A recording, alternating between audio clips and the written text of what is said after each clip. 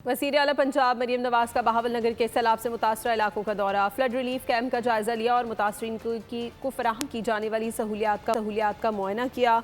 उन्होंने मौके पर मौजूद बच्चों से मुलाकात की और तहाइफ भी तकसीम किए। साथ ही मुसीबत में घिरी खवातीन की दादरसी के लिए खुद सिलाई मशीन भी चलाई। मरीम नवाज ने सैलाब से मुतासरा खवातीन से भी मुलाकात की, मसाइल सुने और उन्हें हर मुमकिन ताउन की यकीन दहानी कराई है। क्या पढ़ा रहे आपको ये? अच्छा मुझे ये बताओ, ओह कितना अच्छा बनाया आपने, वेरी नाइस वेरी नाइस। अस्सलाम वालेकुम, क्या हाल है? ठीक है।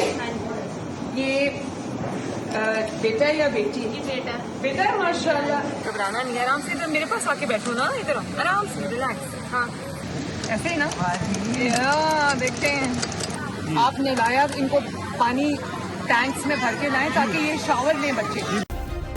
सब्सक्राइब करें और बेल दबाएं ताकि कोई खबर रह न जाए।